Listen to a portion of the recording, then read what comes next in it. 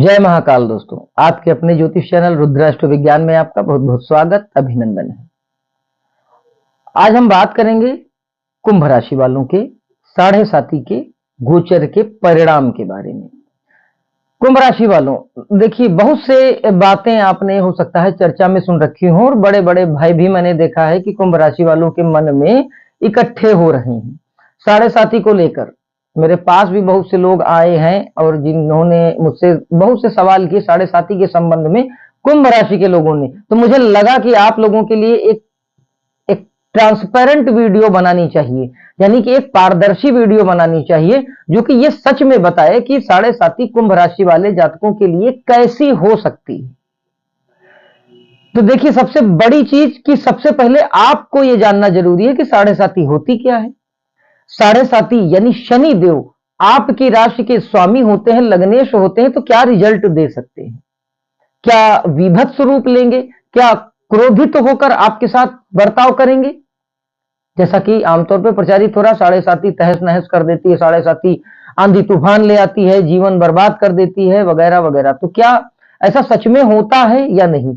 मुझे विश्वास है कि ऐसा नहीं होता है। उस जो भी माफ करिएगा, जो भी कुंभ वाले लोग जो महसूस करते हैं साढ़े साती में, उसके पीछे दूसरे कारण होते हैं, ना कि साढ़े साती। तो आज इसी बात पर चर्चा करेंगे। ये साढ़े साती आप सभी लोगों के लिए बड़ा शुभ और बड़ी लाभकारी हो सकती है। समझने की कोशिश करिए, अंत तक पूरा वीडियो देखिए। आप देखिएगा कि किस तरीके से ये आपके आपके लग्न के लॉर्ड हैं शनि देव, ये आपका अहित नहीं करेंगे। तो बाकी लोगों ने क्या कहा ये मैं नहीं जानता हूं। मैंने जो विश्लेषण किया, मैंने जो अध्ययन किया और मैंने जो अपने अनुभव में पाया, वो मैं आपके साथ शेयर करना चाहता हूं। और मैंने जो एक्सपेरिमेंट किए कुंभ वालों के ऊपर, वो बड़े पॉजिटिव, बड़े गजब के रिजल्ट्स देने वाले थे। इसलिए मैं चाहता हूं कि अंत तक आप देखिए और मेरे इस अनुभव का आप भी लाभ लीजिए। तो चलिए कार्यक्रम को शुरू करते हैं। मुझे विश्वास है कार्यक्रम आपको पसंद जरूर आएगा। तो दोस्तों, शास्त्र है तो समाधान है। रुद्राष्ट्र विज्ञान इस अवधारणा में अटूट श्रद्धा और विश्वास रखता है, और क्यों ना रखा जाए। यह बताइए कि ज्योतिष की रचना ऋषियों ने क्या डराने के लिए की थी? बिल्कुल नहीं। ज्योतिष की रचना इसलिए की थी कि घूमते हुए जो आकाश में जो घूम रहे हैं ग्रह, ये आज अच्छा परिणाम देने वाले हैं, तो किसी ऐसी जगह पर भी कल को पहुंचेंगे जो थोड़ा सा बुरा परिणाम देने वाले हों। तो उन स्थितियों के लिए, उन विषम परिस्थितियों के लिए शास्त्रों में उपाय बताए गए, और वो उपाय अगर हम कर लें तो नो डाउट कि हम आने वाली परेशानी से भी बच सकते हैं। शास्त्र इसीलिए बनाया गया और इसी पर आज बात होगी। तो देखिए कुंभ राशि वालों, 29 मार्च 2025 को आपकी राशि से निकलकर शनिदेव आपके अगली राशि यानी कि मीन राशि में गोचर करेंगे, यानी आपकी राशि से द्वितीय भाव में। अब द्वितीय भाव में बृहस्पति देव की राशि मीन है। अब मीन राशि का जो स्वामी ग्रह है बृहस्पति देव, इनका शनि के साथ कैसा संबंध है? कोई व्यक्ति अगर किसी के घर जाता है और वह घर कुछ इस प्रकार का है जहां पर वो उसके मित्र का हो, या वहां पर ऐसी चीजें उपलब्ध हो जिनसे वो बहुत ज्यादा हिचकिचाता ना हो, तो वहां पर वो थोड़ा सा सुकून महसूस करेगा। तो शनि देव किसके घर गए हैं? बृहस्पति के घर। तो बृहस्पति और शनि देव की आपस में न शत्रुता है और न मित्रता है।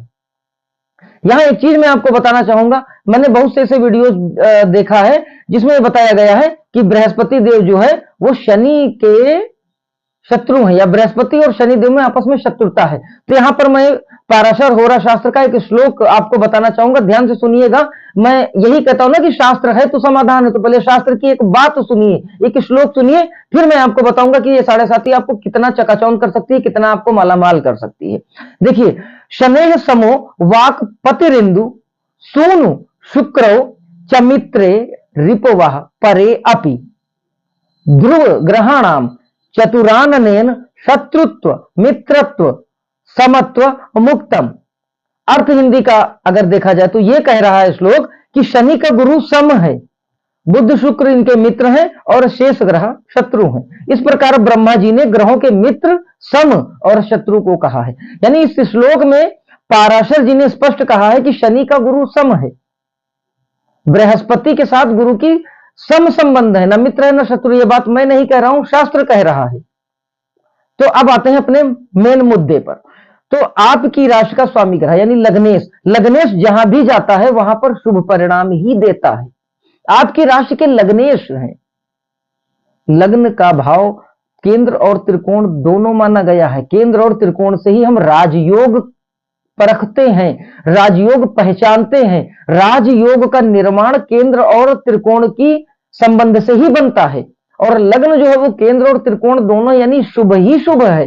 तो लग्न यानी कि लग्न का स्वामी लग्नेश जहां भी जाएगा वहां शुभ परिणाम देगा। पहली चीज तो ये जान लीजिए, आपकी राशि का स्वामी शनि आपका लग्नेश हुआ और द्वितीय में जाएगा तो अशुभ परिणाम कैसे देगा? तो द्वितीय में जाएगा तो शुभ परिणाम देगा। अब यहां पर यदि शत्रु की राशि होती तो मैं मान सकता था कि थोड़ा बहुत उतार चढ़ाव आपको दे सकते थे, लेकिन यहां पर तो सम राशि है। सम राशि का होने के कारण आप जैसा भी इसको डाइवर्ट करना चाहेंगे वैसे ये हो जाएंगे। यानी ये ना मित्र की राशि में है ना शत्रु की राशि में, ये तटस्थ राशि में है। यानी कि यहां पे एक ऐसा परिणाम देंगे, ये कुंभ वालों आप डिसाइड करेंगे। तो द्वितीय भाव हमारा जो है किन किन चीजों का है? द्वितीय भाव जो हमारा वो हमारे धन का है, हमारे कुटुंब का है, हमारे स्वाद यानी हमारे टेस्ट का है, हमारी वाणी का है, लिक्विड कैश का है। हम घर में क्या रखते हैं, जो धन रखते हैं, आभूषण जेवरात रखते हैं, उसका सेकंड हाउस कारक है, हमारे फैमिली का कारक है सेकंड हाउस। तो जब 11 नंबर की राशि का स्वामी जो है वो आपकी राशि से द्वितीय में जाएगा तो इन सब चीजों में वृद्धि करने का प्रयास करेगा। लग्नेश अपने भाव की किसी भी भाव की हानि नहीं करता। कहने का अर्थ यह है कि कोई भी कुंडली हो, उस कुंडली का जो भी लग्नेश होगा वो जहां जाएगा वो अपने को वृद्धि कराएगा, समृद्धि, उन्नति और तरक्की देने का काम करेगा। तो द्वितीय भाव को ये हाईली एक्टिवेट करेंगे, धन से संबंधित समस्याओं को घटाएंगे, बढ़ाएंगे नहीं, घटाएंगे, धन में वृद्धि करेंगे। आपकी वाणी का सुख लोगों को मिलेगा, आप कुछ ऐसा बोलेंगे मधुर होगा और लोगों को अच्छा लगेगा। आपकी फैमिली मेंबर्स आपसे प्रसन्न होंगे। आपकी फैमिली में भी जो कटुता चल रही थी वो समाप्त होगी। करना क्या है ध्यान से समझिएगा, आपको करना सिर्फ इतना है कि इन सब चीजों में, क्योंकि शनि कौन है, देखिए शनि दास है, ये जिस भाव से भी संबंध करते हैं उसमें ये चाहते हैं कि सेवा हो। शनि सेवा से प्रसन्न होते हैं। तो सबसे अचूक, सबसे सटीक उपाय क्या है? सेकंड हाउस में शनि बैठे हैं तो सबसे हाईली एक्टिवेटेड है आपका द्वितीय भाव। द्वितीय भाव में बैठे हैं तो कौन? आपके परिजन, आपका जो कुटुंब है उसके लोग, आप उनकी सेवा का भाव मन में लाएं। आप सेवा रखते हैं, सेवा करते हैं, लेकिन स्पेशली अब आप मन में वो भाव लाइए कि आपके परिवार का कोई सदस्य आपसे रूठा, कोई नाराज तो नहीं है, कहीं कोई मनमुटाव तो नहीं पल रहा अंदर ही अंदर, उसको क्लियर करिए। अपने परिवारजनों के बीच में बैठिए, दिन में चाहे 5 मिनट का समय निकालिए, बैठिए, उनसे उनकी कुशल क्षेम पूछिए, करके देखिए। जीव के तत्व का जो उपाय है वो सर्वश्रेष्ठ उपाय है, मैंने अपने अनुभव में पाया है। यानी कि प्रत्येक भाव किसी ना किसी संबंध को दर्शाता है। अगर उस संबंध को प्रसन्न किया जाए, उस संबंध से संबंधित कोई उपाय करा दिया जाए तो बड़े गजब के चमत्कारी के रिजल्ट मिलते हैं। तो वही मैं बता रहा हूं कि अपने कुटुंब यानी अपने परिवार के किसी मेंबर के साथ आप कुछ ना कुछ गिफ्ट करिए अपनी सामर्थ्य के अनुसार। परिवार के बीच में बैठिए, उनका हालचाल पूछिए, दुख तकलीफ कोई परेशानी तो नहीं, इस तरीके की बात करिए। फिर देखिए सेकंड हाउस कैसे एक्टिवेट होता है, आपके घर में धन का आगमन होगा इसी 7.5 में। अंत में मैं बताऊंगा कि क्यों डिस्टर्बेंस होता है, और ये बात चर्चाएं आम, यानी कि ये बात क्यों इतनी प्रचारित हो रही है कि 7.5 बहुत ज्यादा नेगेटिव फल देने वाली होती। 7.5 एक, और दूसरा काल सर्प दोष 2, ये 2 चीजों में मैंने पाया कि बहुत ज्यादा प्रचारित किया जाता है कि बड़े बड़े विभत्स रूप लेके आता है ग्रह, ये चौपट कर देता है, तबाह बर्बाद कर देता है। और तीसरे नंबर पे मांगलिक दोष। ऐसा कुछ नहीं है, ग्रह ऐसा कुछ नहीं करते हैं, लेकिन खैर सबके अपने अपने एंगल हैं। हो सकता है कि बताने वाले लोग कुछ समझ रहे हो, या हो सकता है मैं भी ना समझ रहा हूं, लेकिन मैं जो भी समझ रहा हूं वो आप तक शेयर कर रहा हूं। तो सेकंड हाउस के शनि आपको अच्छा रिजल्ट देंगे, दिमाग से निकाल दीजिए। 7.5 आपकी अच्छी होगी, कैसे होगी मैं अंत में बताऊंगा। थोड़ा सा आपको उपाय करना, उसके बाद यही 2.5 साल आपके जीवन के चमत्कारिक रिजल्ट देने वाले सालों में से एक हो सकते हैं। अब जब द्वितीय में बैठेंगे तो अपनी तृतीय पूर्ण दृष्टि आपके चतुर्थ भाव पर डालेंगे, और आपका जो चतुर्थ भाव है वो जल को रिप्रेजेंट करता है, माता यानी मात्र को रिप्रेजेंट करता है, सुख, स्थायी संपत्ति यानी फिक्स्ड असेट, आपकी लोकप्रियता को, जनता के साथ आपके कैसे रिलेशनशिप है, इस बात को हम देखते हैं 4th हाउस से। अब द्वितीय भाव यानी धन के भाव में बैठकर, कुटुंब के भाव में बैठकर जब ये चतुर्थ भाव पर दृष्टि डालेंगे तो आपके शरीर के जल तत्व को असंतुलित करने की कोशिश जरूर करेंगे, क्योंकि ये जहां भी दृष्टि डालते हैं वहां पे थोड़ा सा उतार चढ़ाव देते हैं। तो आपको क्या करना है, पूरे 2.5 साल आपको जल से संबंधित समस्या उत्पन्न नहीं होने देनी। यानी सबसे पहली चीज क्या कि आपको इस तरीके का अपना नियमित दिनचर्या को अपडेट करना है कि मौसम के अनुरूप जितना पानी आपको पीना चाहिए उतना पानी जरूर पीजिए, वरना ये उदास, चिड़चिड़ापन, इस तरीके की चीजें आपको दे सकते हैं। उसके बाद चतुर्थ भाव माता का भाव है, माता की सेवा जरूर करें, या फिर माता के समान यदि कोई स्त्री है परिवार की तो उसकी सेवा करें। परिवार में अगर कोई नहीं है तो कहीं भी आपकी मां के समान कोई स्त्री मिलती है तो आप उनकी निस्वार्थ मन से सेवा करें। फोर्थ हाउस फिक्स्ड एसेट का है, फिक्स्ड एसेट में आपकी वृद्धि हो सकती है अगर आप जीव के तत्व की सेवा करते हैं। अगर आप मां या मां सरीखी किसी महिला की सेवा करते हैं तो इसी 2.5 साल में आप, अगर आपके पास एक मकान है तो 2 हो जाएगा, अगर आप अपना मकान चाहते हैं तो आपको आपका अपना मकान मिलेगा। अंत में मैं 1-2 चीजें और भी बताऊंगा, अगर वो आप इंप्लीमेंट कर ले जाते हैं अपनी दैनिक दिनचर्या में तो निश्चित तौर पर इन सब चीजों के फल में आपको वृद्धि होती जरूर दिखेगी। तो फोर्थ हाउस पर दृष्टि डालेंगे, यहां भी शुभ दृष्टि है इनकी। क्यों है? क्योंकि आपका जो फोर्थ हाउस है उस पर 2 नंबर की राशि आती है और ये शुक्रदेव की राशि है, यानी कि वृषभ राशि है, और शुक्रदेव शनिदेव के मित्र हैं। तो मित्र के घर पर कोई बुरा दृष्टि, बुरी दृष्टि नहीं डालता, ना उसको खराब करने की कोशिश करता है। तो मित्र के घर को खराब नहीं करेंगे। तो फोर्थ हाउस सपोर्टिव हाउस है, फोर्थ हाउस से संबंधित चीजों में आपको वृद्धि देखने को मिल सकती है। उसके बाद में ये अष्टम भाव पर दृष्टि डालेंगे जहां पर पहले से ही आपके बुध की कन्या राशि है। और अभी जैसे मैंने बताया था, जो श्लोक मैंने पढ़ा था फिर से सुन लीजिएगा, उसमें लिखा है कि शनि के बुध और शुक्र मित्र हैं। तो पहली दृष्टि पड़ रही चतुर्थ भाव पर जो शुक्र का भाव है, और अष्टम पे पड़ रहा है जो दृष्टि वो बुध है, यानी उसके लॉर्डशिप बुध के पास है। तो ये भी मित्र के घर पर डालेंगे। अब अष्टम भाव किस चीज का? अष्टम भाव आयु और मृत्यु का भाव है, मृत्यु के कारण का भाव है, गंभीर और लंबी बीमारियों के कारण का भाव है, गुप्त धन का भाव है, आकस्मिक धन प्राप्ति का भाव है, बदनामी का भाव है, दुर्घटना का भाव है, बंधन का भाव है। तो जब शनिदेव यहां पर दृष्टि डालेंगे इन सब चीजों से आपको बचाएंगे, मुक्त करेंगे।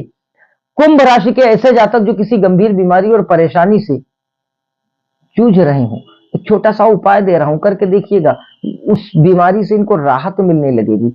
अगर चलने फिरने में कोई विशेष समस्या नहीं है तो किसी भी पीपल के पेड़ के पास कम से कम 5 से 10 मिनट बैठें, और यदि वो पीपल का पेड़ किसी मंदिर के अंदर या मंदिर के आसपास लगा हो और वहां बैठे, उसके बाद देखिए आपके अंदर का रोग धीरे धीरे समाप्त होने लगेगा, आपकी जीवनी शक्ति मजबूत होने लगेगी, आपका ऑरा बढ़ने लगेगा, दवाइयां सपोर्ट करने लगेंगी, आपके अंदर आनंद और प्रसन्न चित्त भाव निर्मित होने लगेगा, अगर कोई विशेष रूप से गंभीर और बीमार है तो अष्टम पर जब शनिदेव दृष्टि डालेंगे तो यहां पर भी बुरा नहीं करेंगे, ये आपके गुप्त शत्रुओं का विनाश करेंगे, क्योंकि मित्र की राशि है तो भाव को खराब नहीं करेंगे, भाव को उन्नत करेंगे, समृद्ध करेंगे, भाव को स्वस्थ करेंगे। तो यहां पर आकस्मिक धन प्राप्ति के योग निर्मित करेंगे शनिदेव, क्योंकि अष्टम के कारक भी होते हैं शनिदेव, तो अपने कारक वाले भाव को देखेंगे तो नुकसान नहीं करेंगे, और आपके लग्नेश हैं तो बिल्कुल नुकसान नहीं करेंगे। इसके बाद में फिर एकादश भाव पर ये दृष्टि डालेंगे, यहां पर भी बृहस्पति की राशि धनु राशि होगी और यहां पर दृष्टि डालेंगे। तो यहां पर जब दृष्टि डालेंगे तो एकादश भाव किस चीज का, पहले ये समझिए। एकादश भाव आपकी प्राप्ति का भाव, आप जो कुछ भी गेन करते हैं, जो कुछ भी प्राप्त करते हैं उसको हम एकादश भाव से देखते हैं। आप जो कुछ भी लाभ पाते हैं ये लाभ का भाव है, आपकी इनकम, हम कुछ भी कमाते हैं, चाहे हमने प्रसिद्धि कमाई, चाहे हमने समाज में मान मर्यादा कमाया, हमारी गुडविल कमाई, वो भी हमने कोई धन कमाया, हमने कोई बिजनेस कर रहे, बिजनेस से भी हमको जो प्राप्ति हो रही है, सब एकादश भाव 11th हाउस से हम देखते हैं। आपका जो ऐश्वर्य है समाज में, आपका ऐश्वर्य कितना होगा, आपका मान मर्यादा सम्मान कितना होगा, ये 11th हाउस। तो शनि तो द्वितीय यानी धन के भाव में बैठकर जब लाभ वाले भाव को देखेंगे, जो कि सम स्थिति में है जो ग्रह बृहस्पति, तो यहां पर भी ये कोशिश करेंगे कि आपको, आप जो भी, आप किसी भी सेटअप में है, यानी कि अगर आप बिजनेस में हैं, अगर आप किसी प्रोफेशन में हैं, अगर आप किसी जॉब में हैं, तो आप इन्हीं 3 जगहों से मोस्टली आप इनकम को प्राप्त करेंगे, लाभ को प्राप्त करते होंगे। तो धन भाव में बैठकर लाभ के भाव पर शनिदेव दृष्टि डालेंगे, जो कि लग्नेश हैं आपके, तो ये आपके हर तरह के ऑल ओवर बेनिफिट्स में, प्रॉफिट्स में वृद्धि करेंगे। लेकिन क्योंकि सम ग्रह की राशि है, तो यहां पर ये आप डिसाइड करेंगे। तो आप जो कुछ भी बिजनेस करिए पूरी ईमानदारी से करिए। गरीब, असहाय, निर्बल और मजबूर जो व्यक्ति हैं, आप अपनी इनकम का 1/10 यानी दशमांश हिस्सा असहाय लोगों के ऊपर खर्च करना शुरू करिए। देखिए, आप 10% खर्च करेंगे, आपको 100% का बेनिफिट मैक्सिमम मिलेगा। करके देखिएगा, फिर बताइएगा। मैं कह रहा हूं जीव के तत्व का उपाय करिए, और ये एक्सपेरिमेंट है, यानी कि ये सब प्रायोगिक प्रयोग हैं जो पहले से प्रयोग किए जा चुके हैं और उनके बड़े सकारात्मक रिजल्ट मिले। तो 11th हाउस भी आपका बड़ा सपोर्टिव है। तो इस 2.5 साल में कुंभ राशि वालों, आप धन, यश, कीर्ति, मान, मर्यादा, सम्मान, लाभ, आयुष्य, रोग, ऋण और शत्रुओं का विनाश, ये सारी चीजें पा सकते हैं। एक दो छोटे छोटे से मैं उपाय बताऊंगा, उनको आप जरूर करिएगा। तो आपने जाना आपका जो कुंडली है, इसमें 12वें और पहले घर के मालिक हैं शनिदेव। 12वां भाव हमारा जो है व्यय का भाव है, ये व्यय जरूर कराएंगे आपसे, क्योंकि 12वां भाव मकर राशि आती है और मकर राशि के स्वामी होते हैं शनिदेव, जो कि द्वितीय में बैठे हैं। तो ये व्यय कराएंगे, एक्सपेंस आपके बढ़ाएंगे। इससे बचने के लिए केवल क्या करना है, केवल इतना करना है कि आप अपने खर्च को उसकी सूची बना लें और उसमें अपनी प्राथमिकताओं को पहले देखें कि कौन सी चीजें ज्यादा जरूरी हैं। यानी कि आपको खर्च करने से पहले एक अपडेट लेना है अपने मन में, कुछ भी एक्सपेंस करें, क्योंकि शनिदेव खर्च आपसे कराएंगे। यहां पे ये एक थोड़ा सा नेगेटिव पॉइंट आपका है, क्योंकि 12th हाउस की लॉर्डशिप भी शनिदेव के पास है, और सेकंड हाउस यानी कि कुटुंब पर, आपकी फैमिली पर खर्च करा सकते हैं। और 12वां भाव जो है वो हमारे हेल्थ इश्यूज को दिखाता है, हॉस्पिटलाइजेशन को दिखाता है, लंबी दूरी की यात्राओं को दिखाता है, अनावश्यक भाग दौड़ को दिखाता है। इन सब चीजों पे खर्च करा सकते हैं। तो अगर आप पहले से सजग रहेंगे तो ये खर्च आपका नियंत्रित हो सकता है। एक दो उपाय मैं बताने जा रहा हूं, अगर ये उपाय आप करते हैं तो निश्चित जितने भी लाभ मैंने आपको गिना है वो सभी लाभ आपको देखने को मिलेंगे। शनिवार वाले दिन से आपको प्रारंभ करना है केसर से पीपल के 7 पत्तों पर आपको श्री हनुमान जी का नाम या ओम नमः शिवाय लिखना है 7 पत्तों पर, और उसके बाद में शिवलिंग पर जाकर जिधर आपने भगवान का नाम लिखा है, जिधर आपने ओम नमः शिवाय लिखा है, उस हिस्से को शिवलिंग के ऊपर रखते चले जाना है और अपनी मनोकामना को प्रार्थना करनी है भगवान महाकाल से।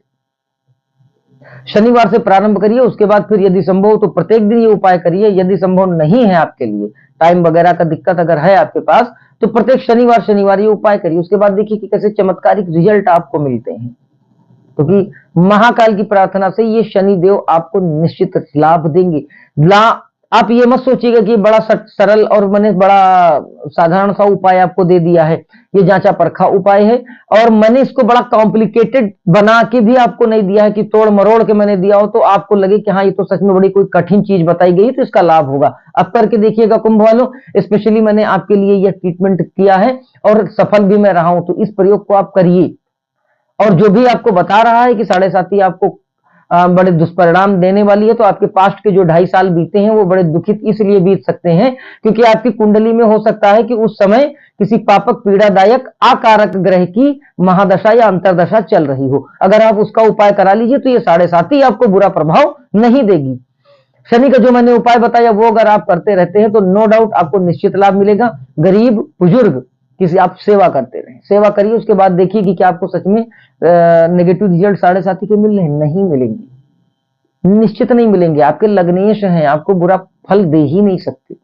फिर भी अगर आपको लगता है कि आपके जीवन में कोई प्रॉब्लम परेशानी आई और आपके मन में अगर ये वहां है कि 7.5 के कारण वो परेशानी आई, तो आप हमसे अपनी कुंडली का निःशुल्क विश्लेषण कराइए। मैं बताऊंगा कि उस अवधि में कौन सी ग्रह की प्रॉब्लम के कारण वो प्रॉब्लम आपको झेलनी पड़ी। कारक, अकारक और तटस्थ 3 प्रकार के ग्रह होते हैं, तो आपकी कुंडली में कोई अकारक ग्रह की दशा या अंतरदशा रही होगी और उसने आपको पीड़ा दिया होगा। शनिदेव आपकी कुंडली में कारक हैं, सबसे ज्यादा अच्छा रिजल्ट देने वाले हैं, तो इस कारण आपको बुरा रिजल्ट नहीं देंगे। थोड़ी सी इनकी अपनी कंडीशंस होती हैं, उन कंडीशंस को आप फॉलो करिए जो मैंने बताया है। आप अपने अंदर अपना अंतःकरण शुद्ध कर लीजिए। गरीब, मजबूर, असहाय लोगों की सहायता करने का संकल्प लीजिए। उसके बाद आप देखिए, अगर आपकी आमदनी 1 रुपए की है तो 2 रुपए हो जाएगी, लेकिन जो आप प्रॉमिस किए हैं, जो संकल्प लिए हैं, उसको पूरा जरूर करिएगा। इतना करके देखिए। कुछ विशेष बात जानने या पूछने के लिए आप हमें कमेंट कर सकते हैं। एक निवेदन आपसे और है, अगर आपको यह वीडियो पसंद आया है तो इस वीडियो को लाइक कर दें, हमारे चैनल रुद्राष्ट्र विज्ञान पे जाकर सब्सक्राइब कर लें और बेल आइकॉन बटन को प्रेस करना बिल्कुल ना भूलें। जरूरतमंद लोगों तक हमारी वीडियोस को जरूर शेयर करें, ताकि हम जरूरतमंद लोगों के लिए उनकी कुंडली का निःशुल्क विश्लेषण कर सकें। ऐसे लोगों को जरूर सजेस्ट करिए हमारा वीडियो, ऐसे लोगों को हमारा वीडियो जरूर शेयर करिए जो ये चाहते हैं कि उनके जीवन में आने वाली परेशानियों से मुक्ति मिले और पेड एस्ट्रोलॉजर की वो फीस अदा नहीं कर सकते। ऐसे लोगों को रुद्राष्ट्र विज्ञान से जोड़िए। ये नेक काम करके आप भी कहीं ना कहीं पुण्य के भागीदार होंगे हमारे साथ। तो इन्हीं विचारों के साथ इस वीडियो को यहीं विराम दे रहा हूं। कुंभ वालों, अगर आपको आपके मन में 7.5 से संबंधित कोई प्रश्न अभी भी अनुत्तरित है तो आप हमसे कमेंट के माध्यम से पूछ सकते हैं। अगले फिर किसी राशि में 7.5 के समाधान के साथ भेंट होगी। तब तक के लिए जय महाकाल।